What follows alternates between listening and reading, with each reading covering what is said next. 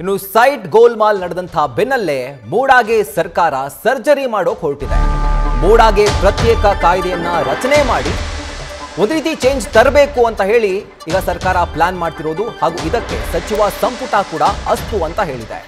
ಮುಂದಿನ ವಾರ ಅಧಿವೇಶನದಲ್ಲಿ ಈ ವಿಧೇಯಕ ಮಂಡನೆ ಆಗುವಂತಹ ಸಾಧ್ಯತೆ ಇದೆ. ಯಾವ ರೀತಿ ಅಂತಂದ್ರೆ ಬಿಡಿಎ ಮಾದರಿಯಲ್ಲೇ ಮೂಡಾಗೂ ಕೂಡ ಪ್ರತ್ಯೇಕ ಕಾಯ್ದೆನ ತರೋಕೆ ಈಗ ಸರ್ಕಾರ ಸಿದ್ಧತೆಯನ್ನ ಮಾಡಿಕೊಂಡಿದೆ.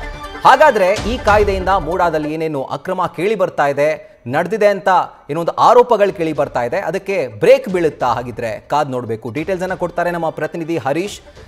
ಈಗ ನಗರಾಭಿವೃದ್ಧಿ ಇಲಾಖೆಯಿಂದ ಪ್ರತ್ಯೇಕಿಸಿ ಮೂಡಾನ ಸಪರೇಟ್ ಮಾಡಬೇಕು, ಹೊಸ ಕಾಯ್ದೆನ ತರಬೇಕು ಅಂತ ಸರ್ಕಾರ ಪ್ಲಾನ್ ಮಾಡಿದೆ. ಹಾಗಿದ್ರೆ ಯಾವೆಲ್ಲ ಚೇಂಜಸ್ನ ಕಾಣಬಹುದು ಹರೀಶ್? ಬಹಳ ಪ್ರಮುಖವಾಗಿರುವಂತದ್ದು ಇತ್ತೀಚೆಗೆ ಕೂಡ ಮೂಡ ಸಾಕಷ್ಟು ವಿವಾದದ ಕೇಂದ್ರ ಬಿಂದು ಆಗಿತ್ತು. ಸೈಟು ಹಂಚಿಕೆಗೆ ಸಂಬಂಧಪಟ್ಟಂಗೆ ದೊಡ್ಡ ಸುದ್ದಿ ಕೂಡ ಆಗಿತ್ತು ರಾಷ್ಟ್ರ ಮಟ್ಟದಲ್ಲಿ.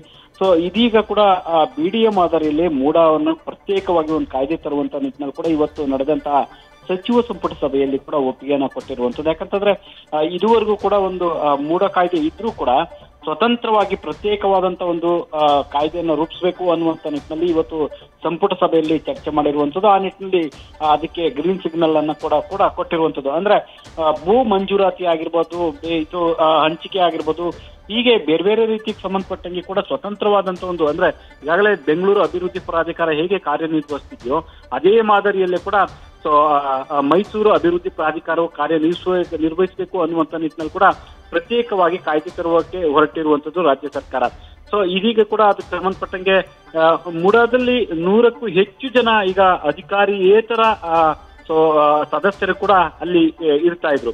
ಆದ್ರೆ ಈಗ ಸದ್ಯಕ್ಕೆ ಬಿಡಿಯಲ್ಲಿ ಏನು 4 ಜನ ಇದ್ದಾರೆ, ಅದೇ ರೀತಿಯಲ್ಲಿ ಕೂಡ ಮೂಡಾದಲ್ಲೂ ಕೇವಲ 4 ಮಂದಿ ಮಾತ್ರ ಅಧಿಕಾರಿಯೇತರ ಸದಸ್ಯರು ಇರುವಂತ ಅದಕ್ಕೆ ಅವಕಾಶ ಇದೆ. ಅಧಿಕಾರಿಗಳೇ ಸಂಪೂರ್ಣವಾಗಿ ನಿಭಾಯಿಸುವಂತದ್ದು ಕೂಡ ಇದು ಆಗಿದೆ.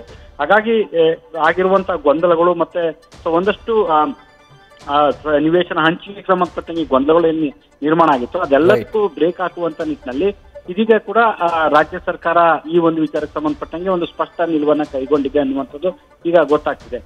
ಇದನ್ನೇ ಈ ಒಂದು ಮಸೂದೆಯನ್ನ ಇದೇ ಅಧಿವೇಶನದಲ್ಲಿ ಮಂಡಿಸುವಂತ ನಿಟ್ಟಿನಲ್ಲಿ ಕೂಡ ಒಂದಷ್ಟು ಸಿದ್ಧತೆಗಳು ನಡೆದಿರುವಂತದ್ದು. ರೈಟ್ ಹರೀಶ್, ಥ್ಯಾಂಕ್ ಯು ಡೀಟೇಲ್ಸ್ಗೆ. ನ್ಯೂಸ್ ಫಸ್ಟ್ ನಿರ್ಭೀತಿಯಿಂದ ನಿಮ್ಮ ಪರವಾಗಿ.